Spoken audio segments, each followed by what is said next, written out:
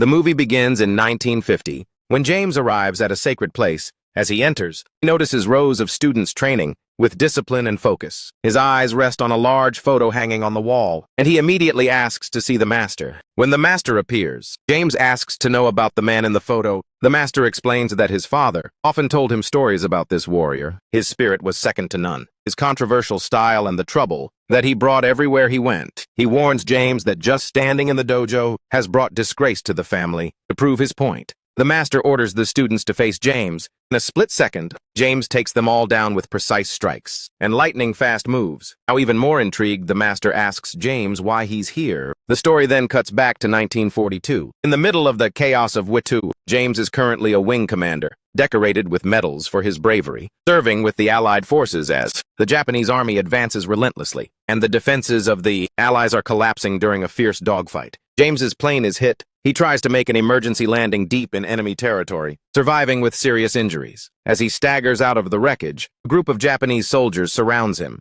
Despite being hurt, James pulls himself together and fights back with pure determination. But he can't hold them off forever. James is eventually captured and thrown into a brutal POW camp. Life in the camp is savage, food is scarce, and the punishments are harsh. This is where James meets Lieutenant Colonel Ito, the camp's cold and calculating commander. Underestimating James, Ito orders a corporal and a few loyal men to take him into the woods and execute him quietly. However, with raw instinct and desperate courage, he turns on his captors, fighting with everything he had. One by one, he kills them and seizes the chance to escape. He flees into the deep jungle, moving through thick brush and swampy terrain. His body is in agony, but his will remains unbroken. Deep in the forest, he stumbles upon a Japanese plane, a glimmer of hope rising within him as he looks for a way to use it to flee enemy territory. Just when freedom seemed within his grasp, disaster strikes, unwittingly triggering a hidden jungle trap. Wounded once again, he is dragged back to the camp. Lieutenant Colonel Ito, a figure of cold authority, tells James that his execution will take place the following day. Inside the camp, James meets other prisoners, hardened U.S. Marines,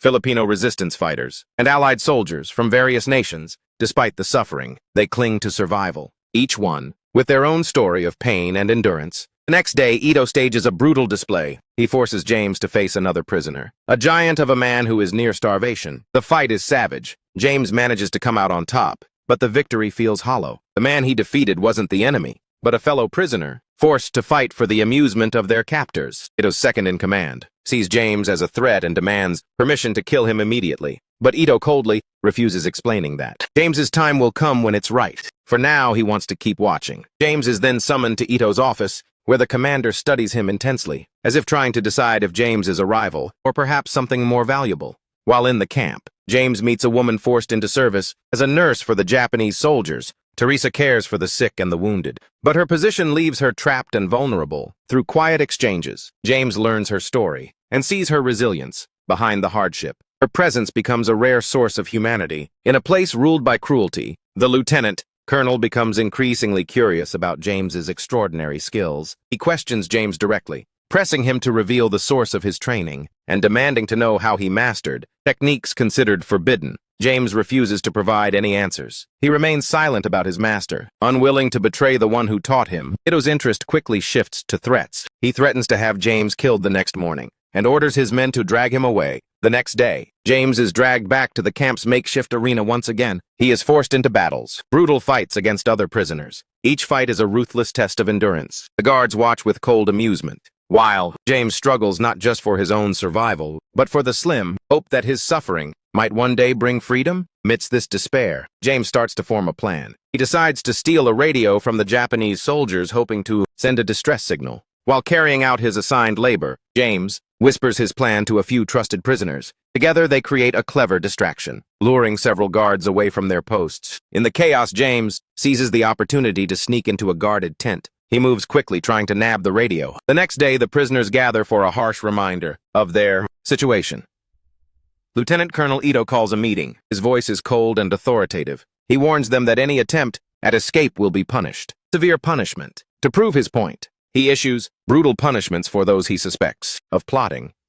This spectacle leaves them trembling, but it doesn't break James's resolve. That very night, he sneaks into the dense jungle, risking everything to find a safe spot, where he can use the radio to contact the Allied forces. While James is away the camp, undergoes a surprise inspection. The Japanese soldiers carefully count the prisoners. Fortunately, James was prepared for this. He left his shoes neatly at the foot of his bed, tricking the guards into believing he was still there. Thanks to this clever ruse, James avoids detection. Afterward, he returns quietly and shares what he learned with the others. He explains that the only way for their message to reach the Allied forces is if someone can transmit the message in code. The group realizes they'll need a skilled communicator, someone capable of using encrypted languages familiar to the U.S. military. Shortly after, James is summoned by Ito once again. This time, Ito presses him with sharp questions about languages, specifically other Native American dialects that might have been heard in nearby areas. Ito seems to suspect that the Allied forces are using messages that are encrypted.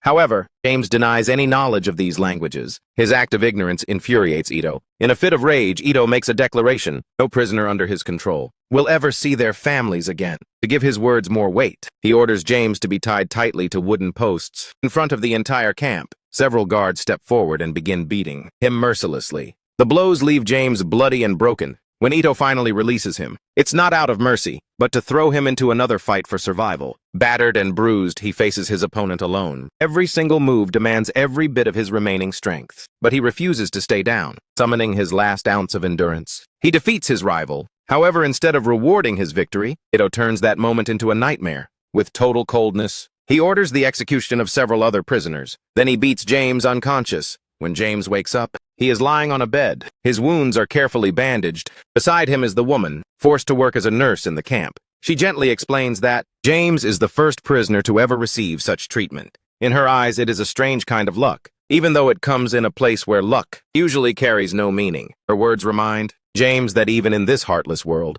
small moments of kindness and survival still matter. Once James regains his strength, he returns to the prison camp with a fresh resolve. He rallies the other prisoners, urging them to keep their spirits high and prepare for an escape attempt. The men share some shocking news with him. While he was unconscious, a document had been circulating, warning all Japanese forces that an Allied attack is imminent. This revelation sparks a wave of hope. For the first time in months, the prisoners believe freedom might be within their grasp. That night, James and his group carry out their contact plan. They try to use the stolen radio to send out a message, but the security around the camp is tighter than expected. As they move through the dark, a Japanese soldier spots them. In the struggle that follows, the soldier is killed, but James keeps his men focused. Just as they are about to pull back, a young Japanese soldier appears in front of them. The prisoners tense up, ready to attack. But James quickly orders them not to harm the boy. They leave the soldier alive and sneak back into the prison without being detected. By morning, the guards conducted their routine head count. Every prisoner lay in bed pretending to have slept through the night. Their ruse worked. No one suspected that they had risked everything. Later that day, Lieutenant Colonel Ito summoned all the prisoners for a meeting. His voice was ice cold. He accused them of attacking his soldiers and demanded to know who was responsible. Fear spread through the ranks, but before anyone could speak, James stepped forward with steady defiance. He took the fall. He claimed he acted alone and confessed to killing the guards. His boldness caught Ito off guard. Ito seized the chance to test James further. He called another prisoner to the front and ordered James to execute him, using one of the forbidden fighting techniques. James refused. His silence was a challenge and an act of resistance louder than words. Ito's reaction was ruthless. Instead of James, he ordered his men to execute the innocent prisoner. This act shocked everyone, laying bare the cruelty of their captors. The ranks fell into a heavy silence. The weight of loss pressed down on the survivors. James, though shaken, refused to back down. His refusal to kill, even when it could have saved him, solidified his status among the prisoners. They saw not just a fighter, but a leader willing to bear the cost of defiance. Later, James was forced to fight again. His strength and spirit were tested in front of both prisoners and guards. Each battle became more than just survival. It became a silent act of rebellion, a reminder that his will could not be broken. James's friend managed to win his own fight, giving the prisoners a brief flicker of hope. But shortly after, James was summoned to Lieutenant Colonel Ito's office, standing tall despite his exhaustion. James challenged Ito, directly demanding a one-on-one duel. However, Ito refused. Instead of giving him the fight he craved, Ito dismissed him and ordered him back to the camp to carry out his tasks, back-breaking labor. While working, James pulled his men aside. His voice was steady and determined. As he explained their next move, they had to send out a signal that very night. The men listened intently. Their fears were tempered by their faith in his leadership. As darkness fell, the plan was set in motion. They slipped away quietly, bringing along a prisoner skilled in radio coding. Together, they transmitted their location. For the first time in months, the group felt a stirring of freedom. Spirits ran high as they anxiously awaited rescue, but their victory was short-lived. Returning to the camp, they found it eerily empty. Before they could figure out what was happening, Japanese soldiers ambushed them. The men were captured and knocked unconscious. When James woke up, the world around him was chaos. The camp was under attack. Smoke filled the air and screams echoed everywhere. Amidst the mayhem, Teresa appeared rushing to free the prisoners. Together, they searched desperately for the stolen radio only to find it smashed beyond repair. Their last link to outside help was gone. The attackers began slaughtering both prisoners and guards. Blood stained the ground as cries of fear and rage rang out through the night. James realized survival depended on action, quickly coming up with a new plan. They had to get another radio at any cost. Teresa remained resolute and undaunted. They ambushed a guard and seized the chance to fight back. Their courage ignited the prisoners. Driven by fury and a need for vengeance, the men rose up against their captors. The camp erupted into a brutal battle. Prisoners and soldiers clashed in a desperate struggle, desperate to gain control. Amidst the chaos, James made his way toward Ito's office. For the second time, he demanded a fight, refusing to leave without facing the man who had tormented them all. This time, his challenge was accepted. The duel was intense. Every strike echoed with years of pain and defiance. James pushed himself to the limit, and just as victory seemed within reach, one of his comrades intervened, pulling him back before he could finish Ito off. At that moment, Ito's second-in-command burst in and opened fire bullets tearing through the office, as James and his allies scrambled for cover. But it was Ito himself who stepped up to stop the chaos. His order brought the gunfire to an end, and in a strange twist of fate, James and his team were allowed to escape. They fled the camp and fought their way through enemy territory until they reached a vantage point. There, using the captured radio, they signaled the Americans. The response was swift. Allied forces descended, neutralizing the attackers and rescuing James, his men, and the surviving prisoners. Their ordeal finally ended in liberation. The story then shifts back to the present at the dojo. The master was now alone with James, dismissing the students and challenging him to a fight. Their duel was relentless. The young fighters watched in awe. As the two masters traded blows, James emerged victorious. But instead of celebrating, he made a simple request. He asked the master to demonstrate the forbidden technique that his father always spoke of. The screen fades out as the story ends,